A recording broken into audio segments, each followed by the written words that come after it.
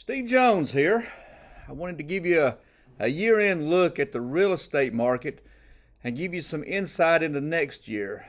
Now, folks, I need to be completely honest here. All these slides are from a subscription service that I love. It's called Keeping Matters Current. I think they have the most spot-on industry advice for agents. I pay for these slides through their subscription service, so I'm going to share them with you. Anyway, let's go. We'll be talking about several topics today. The first one will be interest rates. Second, we'll talk about some headlines that are out there in the world of real estate. And last, I'm going to wrap us up by talking about what's to come going into next year. The first topic we have, what's happening with mortgage rates? Folks, it's a roller coaster.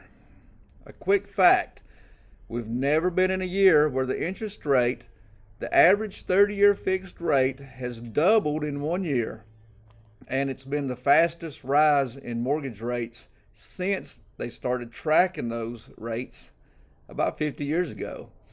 So to say it's an unusual outlier year is true in a lot of ways. When we talk about interest rates this year, we have to talk about inflation. It's all about inflation. And going forward, what's really going to be the determiner of the market is the Fed's ability to control that inflation. But let's go on the journey and talk about it. Let's talk about where rates are right now and where experts are pointing to them going next year. The first quote here is from Lawrence Yun. Lawrence Yun is the chief economist for NAR, National Association of Realtors.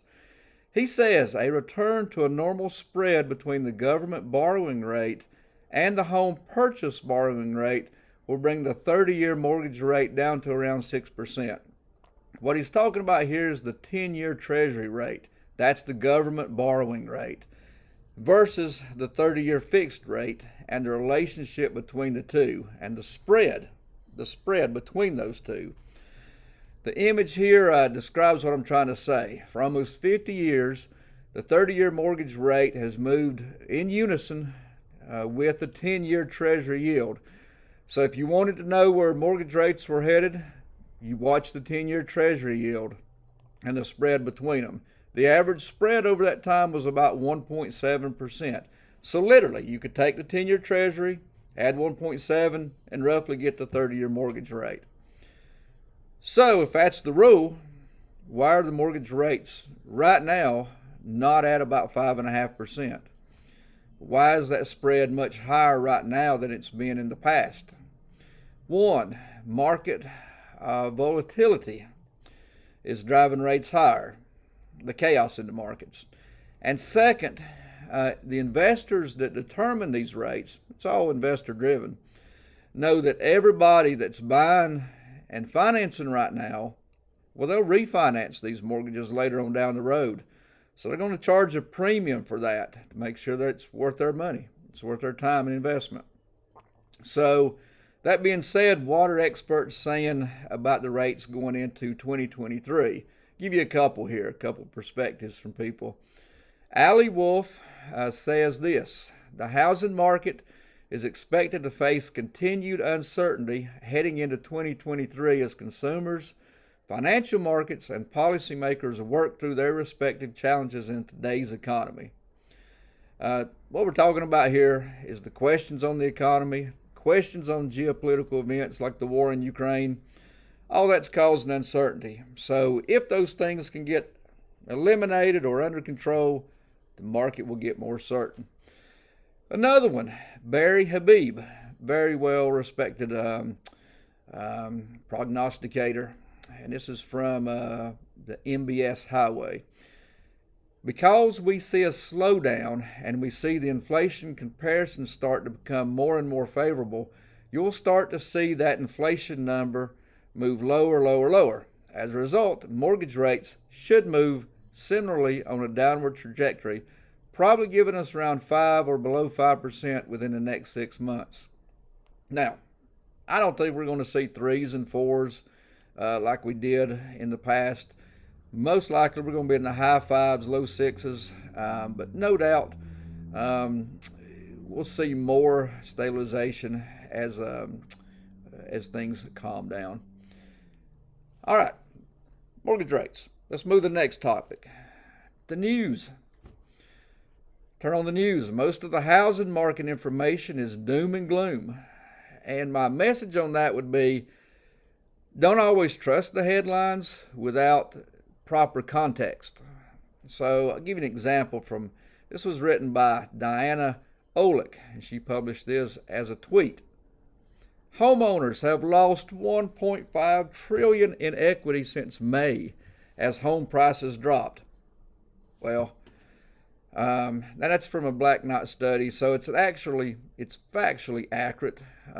So I'm not saying it's not, but what you want to do is pull back and put it in perspective. It makes you think, well, gosh, the housing market's it's about to tank. That's what you get from that headline. But here's the reality. There's been a surge in tappable equity in this country. The run-up from 2021 and 2022, first part of 2022, gives you a perspective right here in this slide. So homes went up so much in value that the tappable equity just skyrocketed. So sure, there's going to be a slight pullback from that. Tappable equity is the money that a homeowner could take and refinance and use that money somewhere else. So here's another example of a headline. It's a CNBC article. Household debt soars at the fastest pace in 15 years as credit card uses surge, the Fed report said. So again, you think that the world's falling apart because household debt is going up. And household debt that they're talking about here is credit cards. But pull back on that. Put it in perspective. Credit card balances are just about where they were in 2019. And think about it. Where were we in 2019? That's before the pandemic. So what happened? It's very explainable. During the pandemic, the stimulus money, loans were given to people, and savings rates jumped. People put that money into savings, didn't have a place to put it with credit cards, didn't spend it on credit cards as much with trips, food, things like that. So again, all we're doing is getting the level back to where it was pre-pandemic. Another tool that we like to look at for that is the household debt service, the ratio for mortgages as a percent of income. And this is published by the Fed. If you look at it, where we stand today, 3.9%, is considerably lower than we were in the 80s, 90s, and 2000s. So kind of back to normal there. Everybody's wanting to know, though, where's all this leading to? And the questions are we going to make it? Is the housing market going to crash? YouTube, certain articles, news would have you think that. Let's take a piece of that, foreclosures, and think and analyze that. Delinquencies on mortgages. That's the leading indicator of a foreclosure that's about to happen. MBA, Marina Walsh, the industry analyst, says for the second quarter in a row, the mortgage delinquency rate fell to its lowest level since the MBA survey began in 1979. So, and I'm stopping there. You can read the rest of that quote. Here's what I have to say. Here's what I'm going to tell you about the delinquencies. The reality is that they've been low for a long, long time, and they're staying low. I'm not saying that people aren't affected by the slowdown in the economy. They very much will be. It's unfortunate, but homeowners, not renters, they have a lot of options. They can sell their home. They can sell their home, pay a commission, put a little bit of money in their pocket, and move to the other side of the financial crisis they're facing. I think that's important. So if we look at foreclosures, they're up just a hair this year, but they're still near record lows. In the third quarter, there were 88,000 foreclosures in the country. If you play that out, that would mean there'd be about 120 to 125,000 foreclosures as the year wrapped up. In 2019, there were 278,000 foreclosures. So we're not even close to 2019. That was what was all considered a great economy. All right, that's all historical. That's all 2022. Let's talk about 2023, the housing market forecast. So if you want to start somewhere, you got to start with the mortgage rates, and they're really hard to project. It's all about inflation. Continue to watch inflation, and as inflation is high, mortgage rates tend to be high. But we're starting to see signs that all potentially turning back, and where mortgage rates are going to go. Experts, let's just take a look at them. If you look at Freddie, Fannie, MBA, NAR, a lot of those experts average it all together. The truth lies somewhere in the middle, and everybody's thinking somewhere between 6.5%.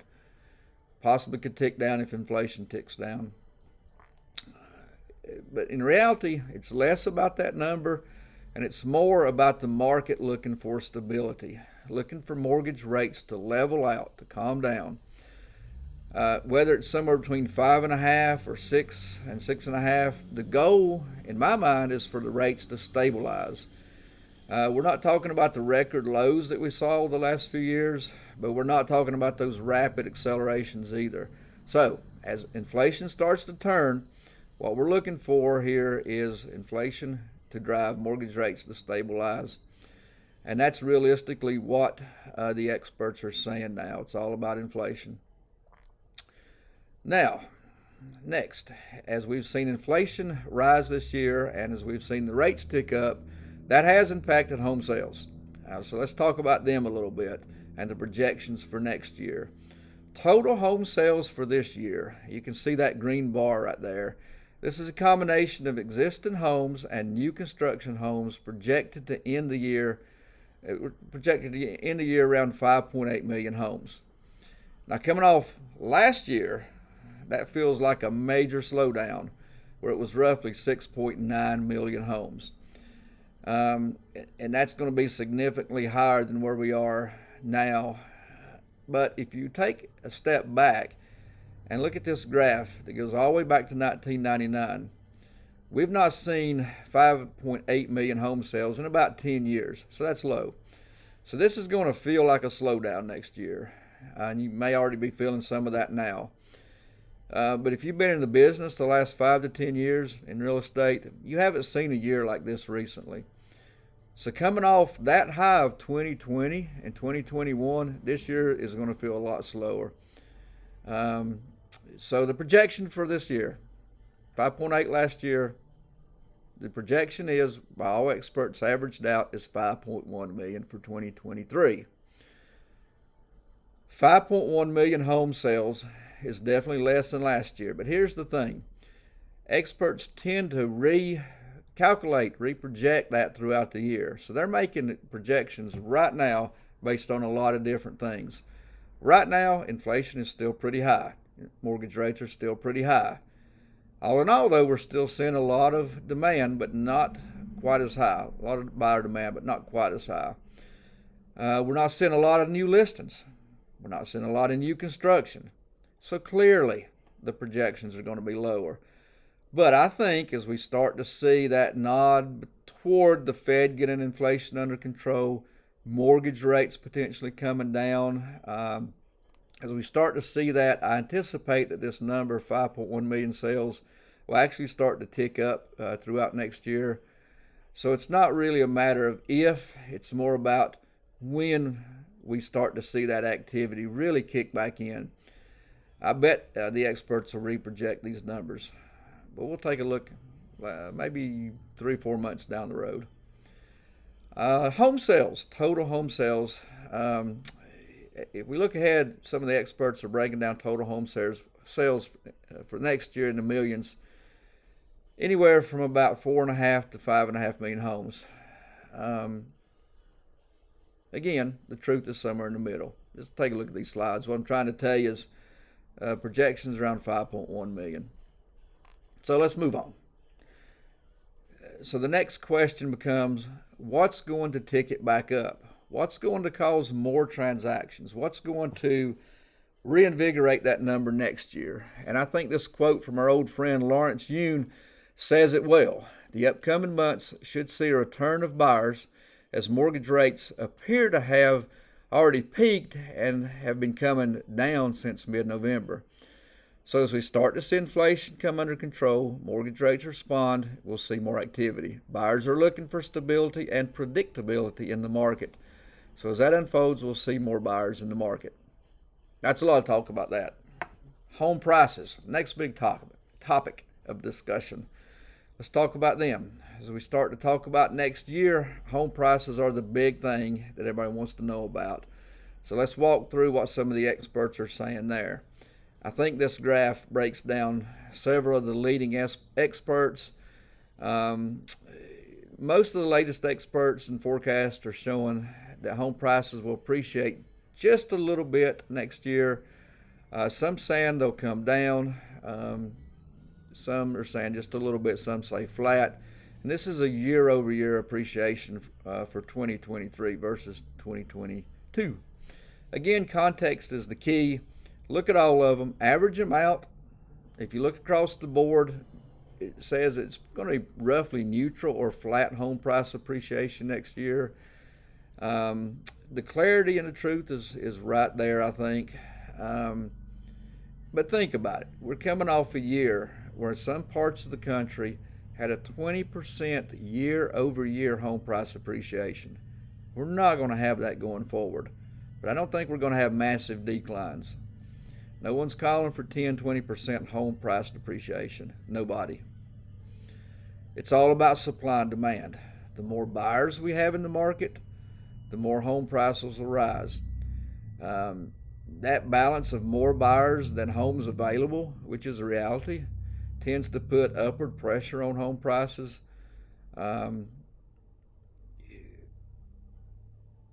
So that what we're looking at next year is again neutral or just a little bit of appreciation. It's going to vary by market. Some of the markets, especially on the West Coast, were very much overheated, so they're going to see more movement. Locally, I think we're going to be pretty flat or maybe a little bit of increase. It's my prediction. I'll throw my hat in there with all the experts. What really drives it, is we still have more buyers than sellers in most markets. And we have a massive demand from millennials aging into the home buying age. And all these are going to put an upward pressure on home prices. Also not seeing a lot of new construction coming into the market. Builders are kind of stepping back a little bit.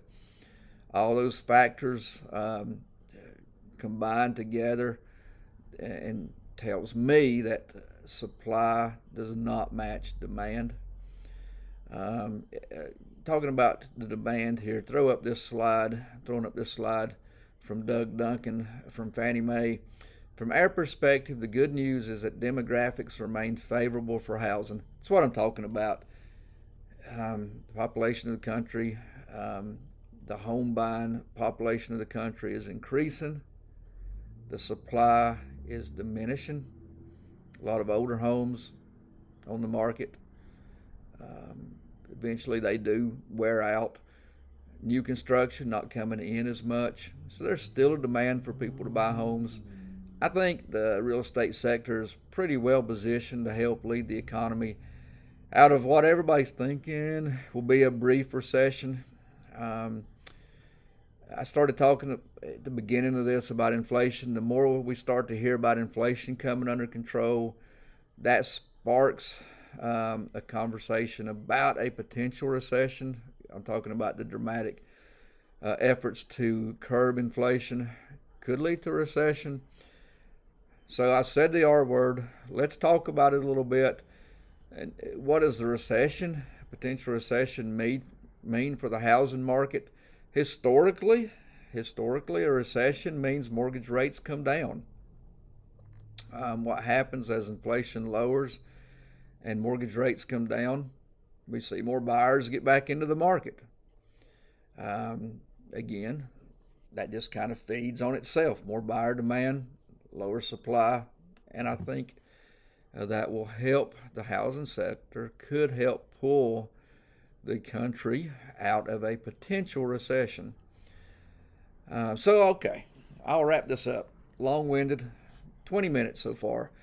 So what's the takeaway here? It's all about inflation. The market's looking for stability.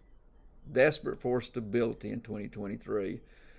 We're looking for the mortgage rates to stabilize and become more predictable.